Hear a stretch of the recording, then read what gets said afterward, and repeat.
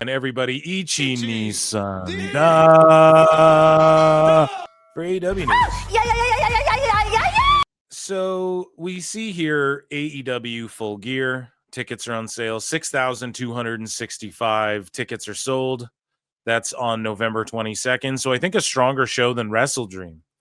Why? Because Tony Khan likes to go, oh, it's a great franchise. Every pay-per-view is a franchise. We do one every month. No.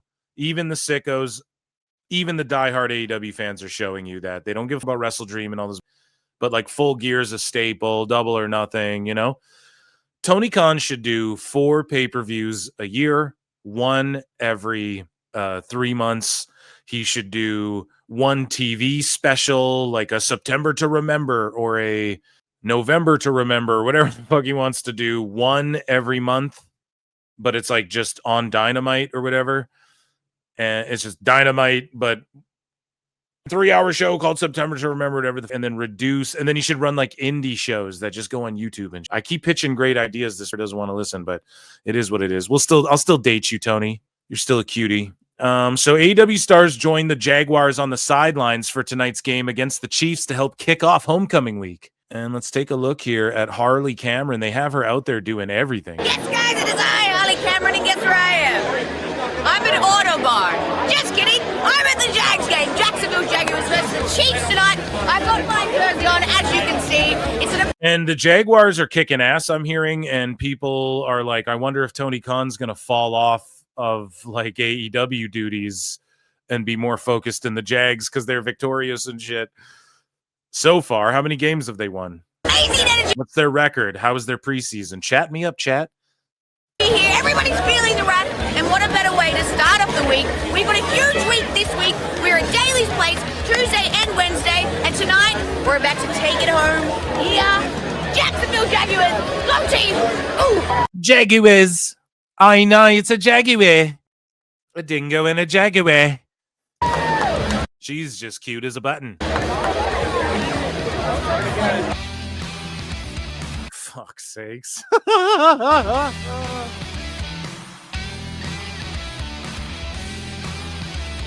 Man, Tekla's got that aura. How old is Tekla? You shouldn't ever look up Google, or you shouldn't ask a lady her age, but that's what Google's for. Tekla age. 32, so okay, she does 3 years in AEW tops and then gets the out and goes straight to main roster, or does like the Julia Stephanie Vaquer where she's presented on top in NXT for a short while and then shows up on TV or whatever. She's got it, you know, and her name's really cool. And she's kind of got like the symbiote Spider Woman going on, you know. It's cool. I don't even know, like, what do you call her gimmick? It's like, yeah, Carnage. It's like a symbiote mixed with like pro wrestling or whatever, you know, and it's cool. And her faction, I like her with Julia Hart and Blue Sky or Sky Blue. One's an app and one's a wrestler. And I'm sure one is a stripper lady or a porno chick's name as well. I'm willing to bet money on that. You fucking find one. But somewhere in the world, maybe Vice has a doc about it. No.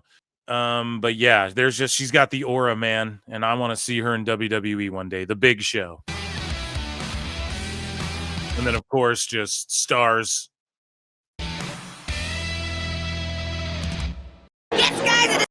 Yeah, I'm here for it. And if the Jags are doing good.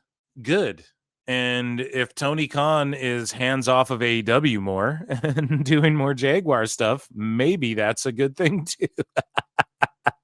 Maybe that's a good thing for AEW. So Bandido revealed he legit dislocated his shoulder during his match with Hechicero last night in CMLL before promising a third match with him soon. He says, my apologies to all. This guy just gets hurt, man. My apologies to all the CMLL fans. My shoulder popped out and went back in place. Thank you, Hechicero, for being a gentleman. We owe a third to our Mexican fans. Yeah, you know, he did a crazy style for a long time. He's been doing a crazy style for a long time. Because not only does he do high impact, high risk, like flipping moves, but he will also do like the deadlift Germans and the power up. Like he does Claudio, you know?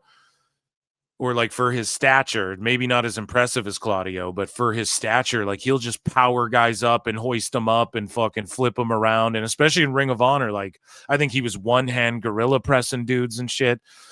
Bandido's that guy, but fuck, man, you're just like beating up your body and you got shoulders dislocating, getting KO'd, getting rocked, landing on your fucking head. I just hope he takes it easy, man. That's all, because he is a really cool gimmick, and WWE did want him at one point real bad, and or at least that's the rumors at the time, and I fucking love Bandido. Do I like him in Brodito? I think Brody King's really cool. I do like Brody King. Like, again, political shit aside, you guys know I put that aside. Like, I don't give a fuck. Doesn't make me like you, whether we align or hate you any more or less or whatever, right? But just like, I just know Brody King as a wrestler I watch on TV. I don't like people preaching their politics on TV and shit. I'm not going to lie, but I don't give Punk hate for doing it. I'm not going to give Brody King hate for doing it. I'm not going to give fucking Paul Heyman brings up Ben Shapiro or whatever on Raw. I'm not going to let that shit trigger me, right? You know, you have Brody King, who's like this powerhouse tattied up guy. And Brodito kind of works. I guess like they play off each other well, but at the same time, it just feels so random. And I thought Bandido was ROH world champion. So there's just more that could be done, or like maybe he should be battling it out for the international title. I just think as solos, they're better. And sticking Brody King with Bandido is, I think, kind of like holds Bandido back a bit. And I'm not even trying to shit on Brody King. It's just that it's like an odd couple, and you have Edge and Christian who are there, and Edge is just taken off to film shows, and it's like, well, put the fucking tag belts on them or something. Like, try and draw some money, for fuck's sakes. And in the tag division, what else do you have in AEW? Like the Bucks and Lucha Express, and it's just going to be, or Jurassic Express, whatever. It's just going to be one of those teams that take the titles off Brodito, I'm sure. Or wait, though, didn't Okada? Yeah, so here's the problem, too. You have Okada and Takeshita, who are in the same faction but are kind of rivals. They just beat the tag champs for a shot at the tag champs. And no, I'm not joking. So again, like, okay, then you're just going to put them on Takeshita and Okada to what? Further their singles feud that eventually happens, which we know you guys are kind of teasing and the commentary always puts over. And I'll give them credit. They are kind of doing a good job of, because like Takeshita and Okada are both good, man, and they're both profesh, you know? Say what you will about Okada, like not doing his strong Japanese style in AEW and just taking it easy, except on pay-per-views he goes hard, but say what you will about, I don't blame him for that, you know? Why the fuck wouldn't he? Tony just throws all this money at him. Yeah, dude. Just call people bitch and say, fuck you. You know, whatever. I'll give AEW credit. They are kind of subtly, they're using commentary, and like Takeshita and Okada are kind of selling this like, oh, we're in a faction, but we don't really like each other. But it is kind of cringe how it's the whole thing's predicated on like, well, he's the next Okada type shit. And then they're going to, I guess, use a tag angle to get over their fucking singles feud. I just don't know if beating your tag champs like that was the thing to do either. I digress. I could harp on AEW's booking forever, but we got tons of news to get to. And Bandido fucking is awesome, but just stop knocking yourself out and dislocating body parts and shit. What do you think of Dinner Debonair? So Jericho says Dinner Debonair almost got yanked off of TV over a last-minute legal threat. Pourquoi? Pourquoi? Tony didn't want it to be fantasy. He wanted it to be real. So I said, well, why don't we do like a big kind of Busby Berkeley dance routine from like the 40s? We were eating dinner and then suddenly the whole back room opens up and here we are doing this huge singing and dancing routine. Like it just happened out of the blue. The version we used had been signed off on, and then 2 hours before airtime, we got a message saying, if you guys use this version, we'll sue you. Guess they didn't like the frickin' horn player or the guy who played drums on it. It was some personal issue. Mikey Ruckus had to jump in and re-record the entire track in an hour. We got it edited again and barely got it downloaded into the system with 10 seconds to spare. So you guys were lip syncing or what? No, they're talking about the instrumental. Tony said we'd have to do it live, but we were like, we can't do this live. We're in the ring. What is that? Here's a fucking idea. Hey, I got a fucking idea, Jericho. You just made the list. Don't fucking Stupid idiot.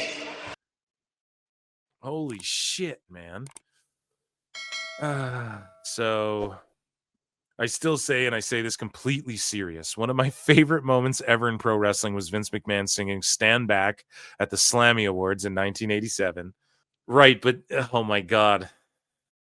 And here's the thing. This is why the dinner debonair didn't bug me too much, because we were in an era where everyone was getting funky with the cinematic stuff. So I gave it a fucking pass, honestly.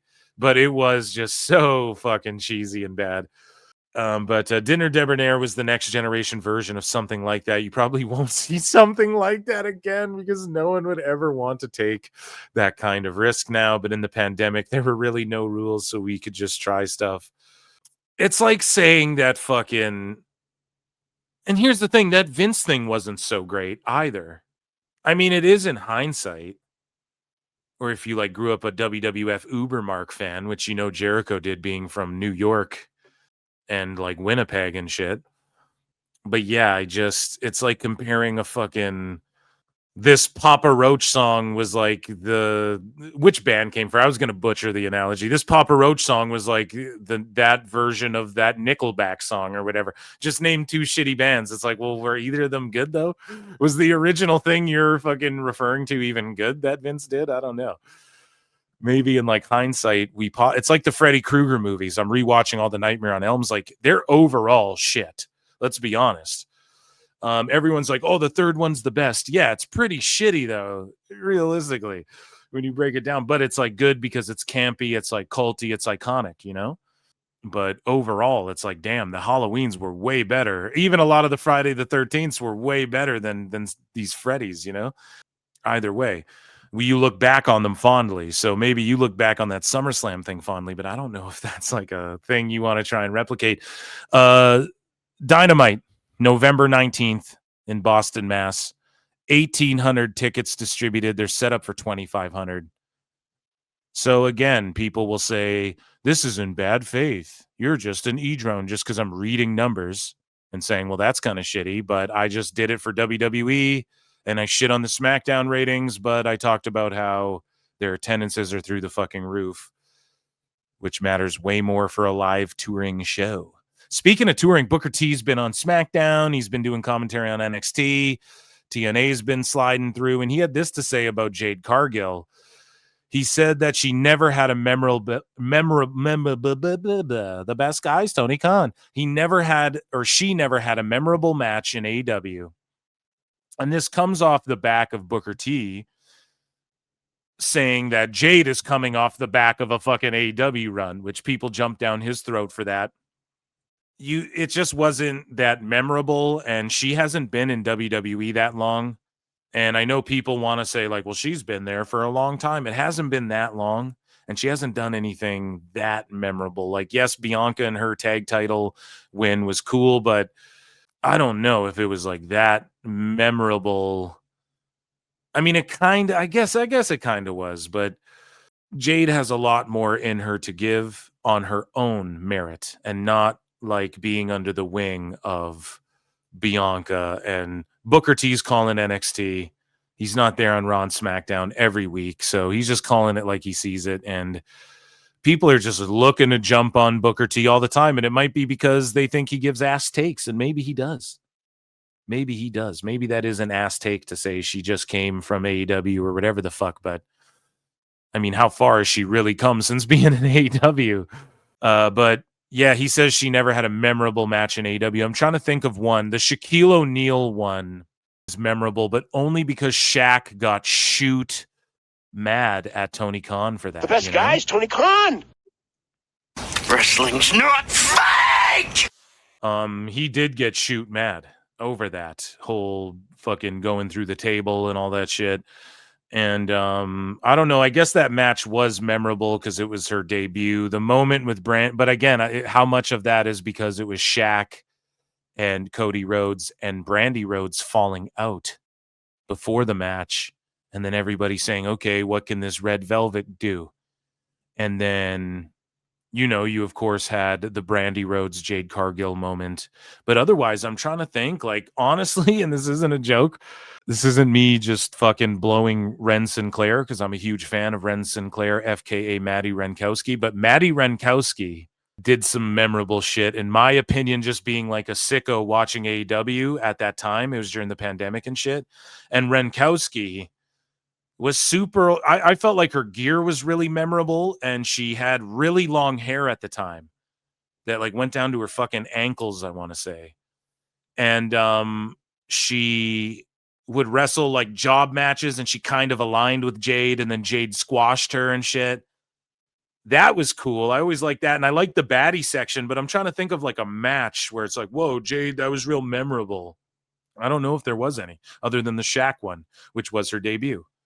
So I guess that is one, and Booker didn't see it. He probably just didn't watch any of it. So that's his opinion, Andrade goes off on Dave Meltzer. So guys, Dave Meltzer Dumb Moment of the Week goes down every Thursday live on the YouTube channel. It's my new podcast. And 8 p.m. Eastern, 5 p.m. Pacific, and also wherever podcasts are at. We're going to talk about this more in depth and make fun of Dave for it during the show tomorrow. But Andrade had this to say, calling out Dave Meltzer, man. He says, Dave Meltzer, you talk too much. You talk too much. Homeboy, you never shut up. You talk too much shit without proof. And sir, I'll only tell you one thing. When my contract with AEW ended, I personally went man to man to thank Mr. Khan. To thank the best guy, Tony Khan. The best guy is Tony Khan. Tony Khan, for the opportunity to be in AEW. And that's all I'll tell you. If I wanted to talk more, I would show you that you're wrong about many things, but you keep killing the business. Yo le deseo le meo. I don't know what I just said, and I apologize if I offended anybody on Espanol, on Duolingo. But yeah, I mean, he just went off on fucking Dave. Learn, baby, learn. Meltzer Inferno. And then we also saw Santos own Dave Meltzer. We saw Idris Inofe own Dave Meltzer, which we're going to talk about more during Dave Meltzer Dumb Moment of the Week tomorrow as well. But just a fucking classic roasting of Dave Meltzer, and his credibility's falling apart day by day. And someone made this heel Uzi just for marks, just for Phil Marks. Dave Meltzer colors hair 5 easy minutes, restores original color. Dude, AI is just out of control, bro. But yeah, shout out Andrade. He won a lot of people over with this too. A lot of people were shitting on him and being like, hey man, he's a problem in every locker room he's in and whatnot.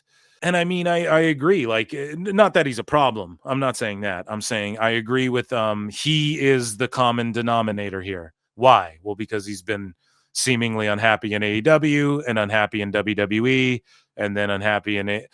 Like, he looks pissed off at Daddy Dave, who's fucking shilling for AEW every day. So I don't know, man. It just seems like not that he's a problem, but just he doesn't give a fuck. Maybe that's a problem. Listen, man, he's a great performer and he'll smack a motherfucker. What can you say about it, right? Shout out Andrade El Idolo. Moving along here. So Tony Khan was asked who are AEW's equivalents to DC's Trinity. And he goes, John Moxley is Batman. Tony Storm is Wonder Woman. Hangman Adam Page is Superman. He also threw in MJF as Lex Luthor. And I don't know if I bookmarked my fucking response, dude. I quote tweeted it with oh man, just basically the jobbers of the DC universe. Okay, go subscribe to my other channel, Phil Marks Out. But yeah, basically just the fucking wrecking crew of DC. I think that's more the equivalent. So one source in AEW said that Tony Khan is well aware of the Nielsen TV ratings measurement changes, how they work. And again, this is from Fightful. And Fightful, I think, said that WWE said TNA was aware of the fucking Nielsen, and then Carlos Silva told them we haven't been made aware of any of that. That was never brought up to us. So again, this one with a grain of salt. Tony Khan is well aware of the Nielsen TV ratings measurement changes, how they work, and is adept at what they mean specifically. With AEW numbers, max streaming is not reported for Collision and Dynamite, and the actual viewership emerging from those is kept very quiet. Listen, the people who need to know, and they're just not popping the way Dave says. And it's unfortunate. Hikaru Shida's new deal with AEW is multi-year in length. And it's like they're not using her. What the fuck? Maybe she's cool just chilling and wearing red. I think she holds like a world record or something for wearing red. Or is trying to break one or something. I'm not joking either. Look that up. Hikaru Shida red. Like she wears red every day.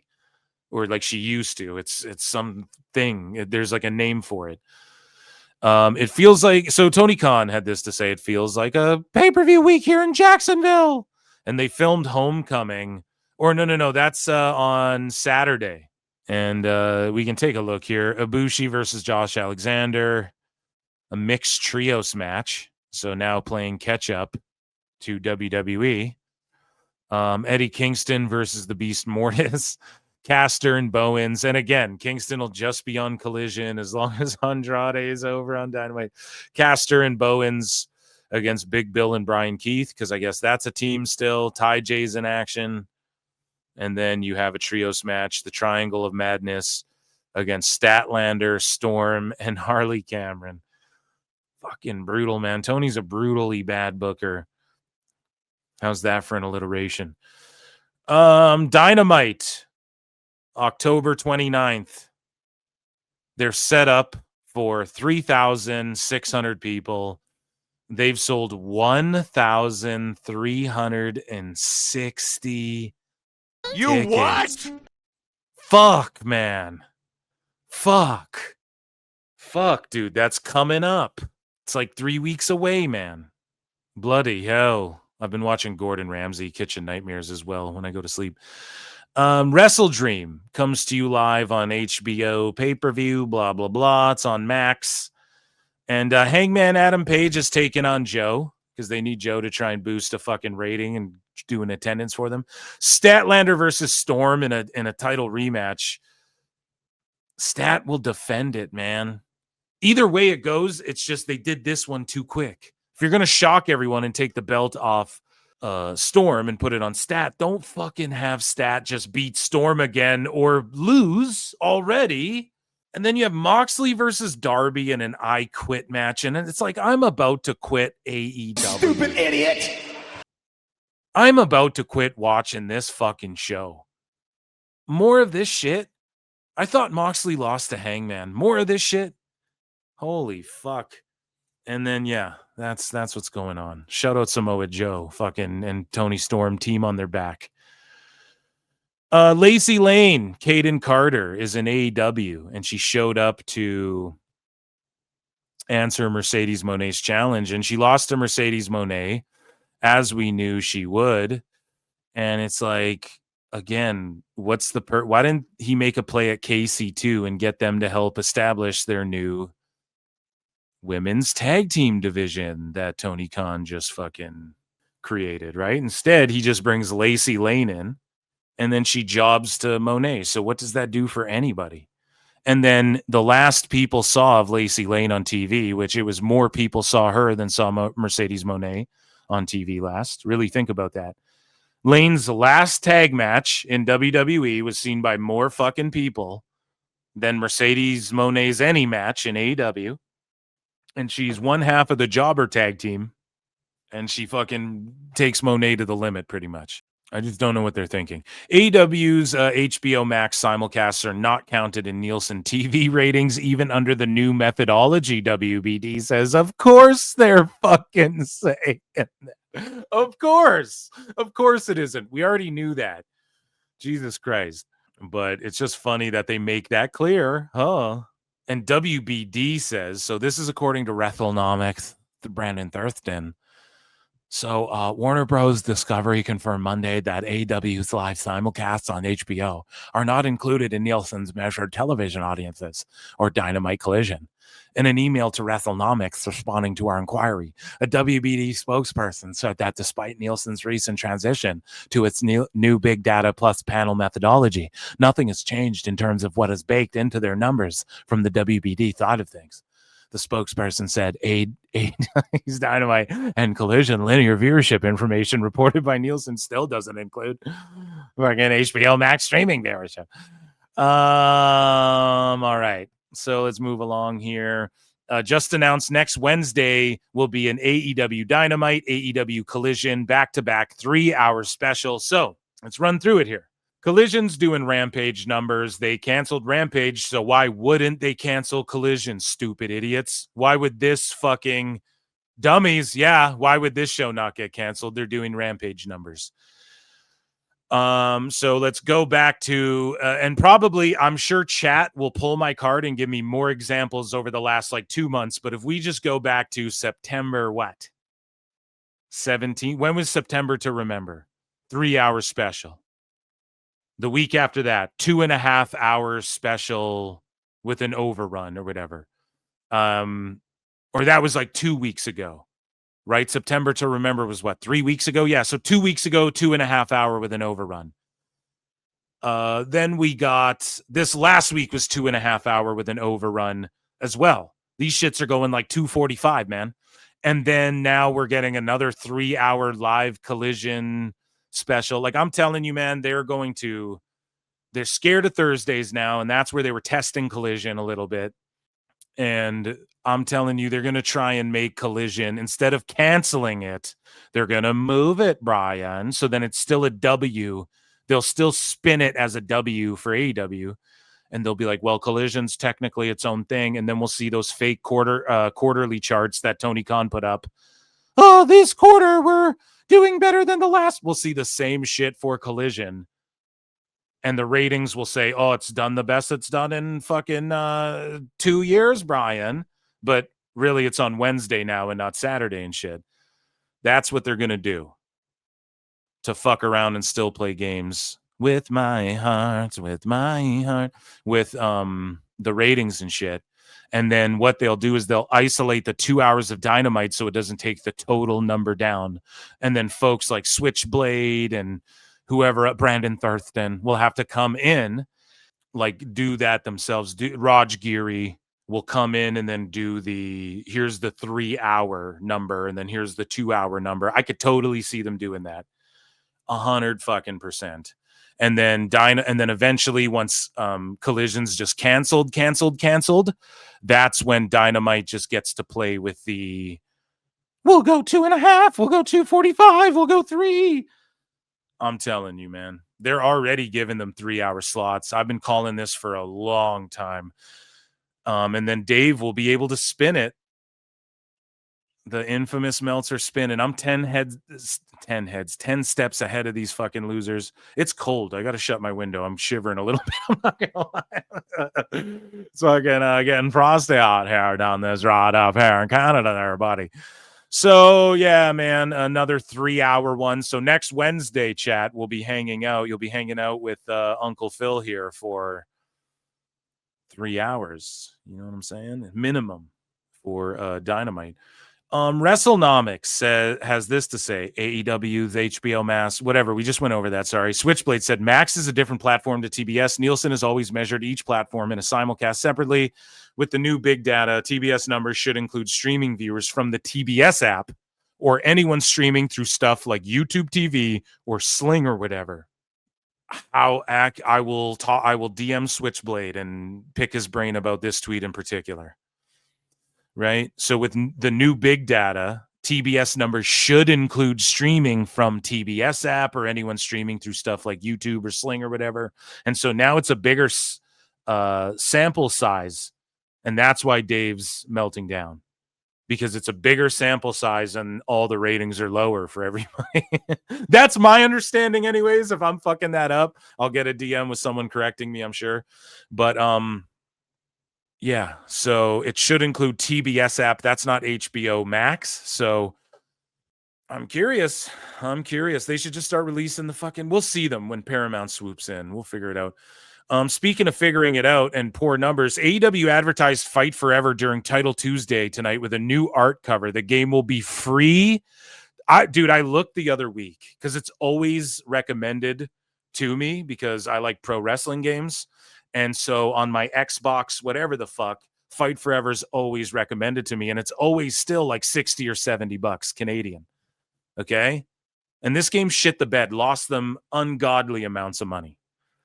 But the Ultimate Edition comes out. Well, what does it all come with? Whoop-de-doo, Basil. What does it all mean? And the game will be free finally on Xbox, so I'll fucking give it a go. And is the Ultimate Edition full free? And they give all the DLC and all that? Okay, I'll check it out, but the game just looks shit. All the DLC was shit. All the fucking gameplay I've seen of it in those like wacky arcadey game modes look like shit. And they should have just hired somebody to make a fucking game for them for way less money, like a developer that already had everything put in place, instead of them like building it from the ground up. Such an L. Tony Khan's reaction to Nielsen changes after Dynamite ratings drop revealed. So this is what Tony Khan had to say about the Nielsen's rating drop. But of course, this is just from a source. Okay. And this is according to Fightful. One source in AEW said that Tony Khan is well aware of the Nielsen TV ratings measurement changes, how they work, and is adept at what they mean specifically. We read that before, actually, so I double bookmarked it. So nice, I bookmarked it twice. And yeah, again, just a grain of salt on that, because Carlos Silva was like, we don't know shit about shit. And so Tony Khan, it wouldn't shock me if Tony didn't know shit about shit, because if WBD and these folks were able to play him and be like, don't worry about the numbers, you guys are all good. Because that gives them leverage. And if Tony's like, okay, everything's great, I could see him being that naive. But at the same time, if he is, that's like, as the French would say, in a Home Alone reference here, as the French would say, les incompetents. So Taz says, I will be having total shoulder replacement surgery in a short time. Therefore, I will be off AEW Dynamite for some time. See you soon. Prayers up for Taz, man. Hopefully he pulls through and is strong on the other end there of that surgery. So Dynamite, November 5th, 1 month away. Set up for 1,350 people. Now, how many? They're in the Bayou Music Center. Born on the Bayou in Houston, Texas. How many people does this thing seat? Like, what's the capacity? Total number of seats on map. So 1,348. Okay, then good luck. They almost sold this little fucking theater out or whatever with 1,300 people, if I'm not mistaken on what the capacity is here. So good for them for running a smaller venue. But yeah, Jesus Christ. We were just looking at Raws that are doing 12,000 and shit. SmackDowns that are doing fucking 11,000 and shit. Oh, but the rating was 1 million. After the new data comes out and shows fucking Cable's dead and Dave Meltzer's lying about everything and inflating numbers and deflating numbers and shit. Oh my God, SmackDown's doomed. I don't think so, man. I'd be more worried about the live touring show where fucking 90% of their audience is, according to people, is fucking invisible and they're selling 1,000 tickets wherever they go. I'd be more worried about that. So speaking of worried, Hangman Adam Page, notice he ain't tweet no shit about ice. Notice you don't see Brody King with no ice. Notice that we saw like 1,500 fucking ads for ice on NXT and Dynamite. Again, politics or how you feel about ice or government workers who are employed to do shit, or government agencies that purchase ad space on whatever fucking programming, regardless of what you feel about all that. I knew this shit was going to blow up in Hangman's face. And he looks fucking stupid, and he ain't tweeting out, this is wrong, boycott HBO. Imagine you're world fucking champion, lucky to even be on TV, going, boycott this channel because because Warner Bros fucking did an advertising deal with ICE, with a government agency or some shit. And again, voice your displeasure. Everyone go and voice your displeasure. No, you're displeased. No one's displeased. No one like you know what I'm saying? Like you're just like putting that on the AEW fans, and none of them went and did that. And then the ads got ramped up, and there was a sign that said Ice fears Hangman. That was at Dynamite. And guess what? Oh man, the Fed confiscates signs, blah, blah, blah. Tony Khan does the same shit. Ice fears Hangman, and security ripped that shit down. Why? They were directed to pull down any references to Ice, and Hangman got a talking to, or a text, or maybe even a FaceTime, but a phone call saying, hey, don't fucking do that again.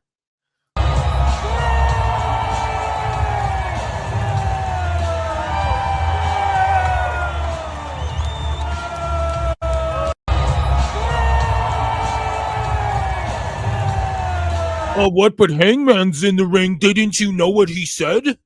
Yeah, fuckface. Look at all these empty balconies up here, too. Empty rows up here. Empty nosebleeds up here.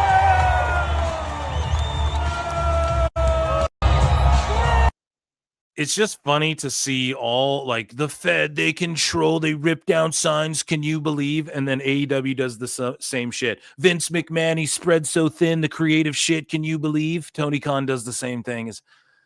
It's just so funny to see time and time again, man. All of this shit blow up in people's faces. Let's do this one, and then I'll check in with chat. So while Nick Jackson lost everything in gambling and Young Bucks went broke again, Brandon Cutler became rich after doubling his money by betting against the Bucks. Cutler then paid the bill for everybody's food later in the night. LMAO, Drain Bamager. This is so funny. Look at you, big baller. Oh. What the heck? Oh, you liking that, Matt? I thought you would like these little pearls. You see How that? in the world could you afford nice pearls like that? I mean, I took that hefty advance that Nick paid me, and I went and gambled it. But Like, think about this, man. This dude here, Brandon Cutler, is doing a pro wrestling gimmick. He's not even a fucking pro wrestler. Like, where's he been booked? Maybe he's working indies, but like he's not even on their TV show. He's just on Being the Elite, this shitty fucking hacky YouTube show that died, and he's just here wearing a pearl necklace because, get it, guys? A pearl necklace. I chew my gum at a... Oh, right? Like, what the fuck are you doing? We get it. Sex jokes. And your boy Cutler here is like doing a wrestling gimmick, but it's not really a gimmick because he's making more money than he ever has in his fucking life working in AEW because he's friends with the Bucks and shit. So he's got, you know, his eyebrows are done and his beard's dyed and all fucking manscaped and everything. And he's wearing pearls and he's like, I'm a baller for these YouTube shorts. Like, what? I didn't do slots. I know you love slots. I went to AEW Classic sponsor, DraftKings. Oh, come on. And I put all that money down, and I bet against you guys at the pay-per-view. I mean, yeah, I did. Are you kidding me? You bet against us, you prick? There's one thing I learned from being around you guys for so many years is that you always lose at the pay-per-view. Oh, you ass. You could bank on that, and I did, and it paid All off. right, take your freaking prick. All right. I'll give you a pearl necklace for shoot. Oh, boy. I'll give you a pearl necklace for a shoot. Gay. That's actually pretty funny, though. I won't lie. That's actually pretty funny.